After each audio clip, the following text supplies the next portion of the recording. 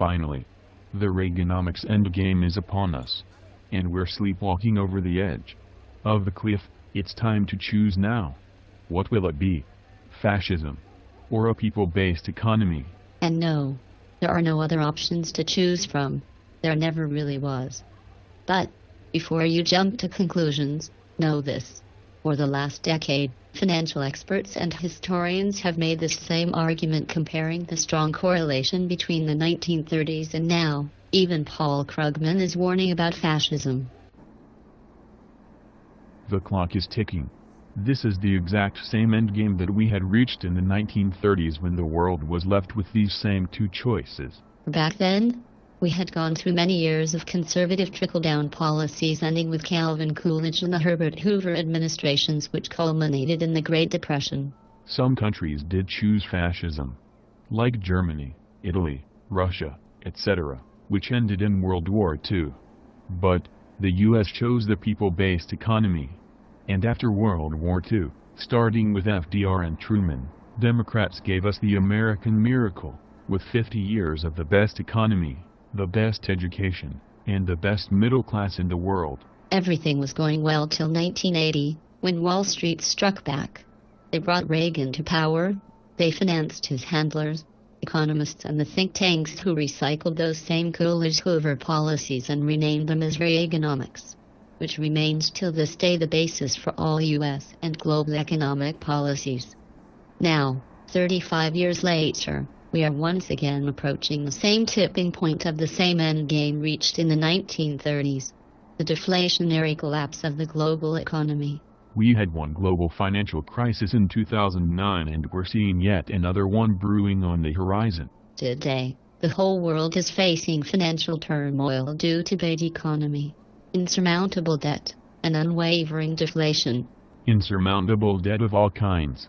Government debt, consumer debt, business debt, and even the resurgence of subprime mortgage debt, are reaching a point of no return, and we ignore this fact at our peril.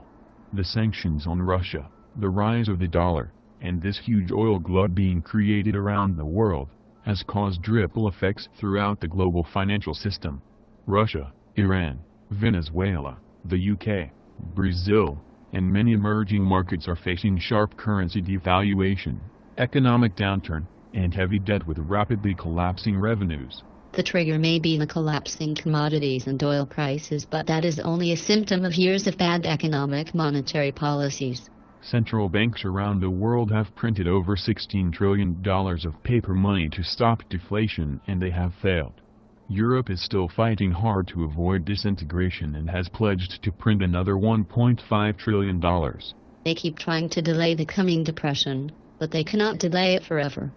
Keep in mind that, according to the economists, this is a predictable socio-economic cycle which was shoved down our throats through globalization and the financialization of the global economy. But with the Libor scandal, the derivatives betting and all the fraud that has been discovered, it looks more and more like it's actually a manufactured cycle. Yes, a cycle manufactured by the powers that be so that a few get to line their pockets at the cost of the many. Theft by the elite who think of no one but themselves. This is the natural culmination of decades of ill-conceived Wall Street policies, enabled by their puppets at the Federal Reserve, the U.S. Treasury, and their loyalists in the bipartisan establishment in Washington. Those Wall Street overlords, whom our leaders serve with such loyalty and devotion, are not finished with us yet. As if this new inequality on steroids is not enough for these oligarchs, they now want to gobble up what little we have left. The signs are everywhere for us to see. Around the world we see civil strife, growing with increasing frequency and intensity. Civil liberties are being curtailed globally with various security justifications as we face the rise of radical political groups around the world, especially in Europe. The Middle East is up in flames and is getting worse, giving rise to thousands of terrorist groups. Russia, North Korea and Iran are saber-rattling and hinting of more wars to come. Pope John Francis has recently remarked that World War III is being waged by piecemeals. But the corporate media is acting as if all this is normal. So, as the next depression approaches, what will governments choose to stay in power? Fascism or a people-based economy. There are no other choices. What about us, right here in the U.S.? Well, in Washington, it's just business as usual. Everybody is preoccupied with their next elections already. Surprise, surprise. The Republican Party is proud of this oligarchy because they officially represent big business. In fact, Republicans love this system. They actually want more of the same. But, what about our Democratic Party? Is it not supposed to be different than the Republican Party? Is it not supposed to represent the people and not big business? Should it not have stood up to this tyrannical oligarchy a long time ago? Yes, but it didn't. So, what happened? The answer is very simple. Wall Street Democrats have been in bed with Wall Street for many years, and they far outnumber the truly progressive leaders. That's why nothing ever changes in Washington about our economy, globalization, free trade agreements, or outsourcing, no matter which party is in power. So now it's time to choose. Fascism, or a people-based economy. It's time we let our leaders know. The pitchforks are coming. The guillotines have been sharpened. I'll bring the wooden beams. My uncle's got the tar and feathers. We want a peoples-based government, a peoples-based economy. A peoples-based court system that upholds the people's laws.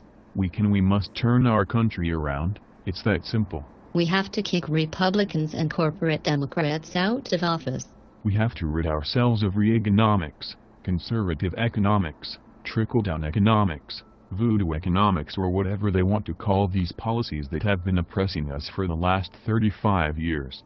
We must also kick the money changers out of the temples of our governments, including their sleazy lobbyists.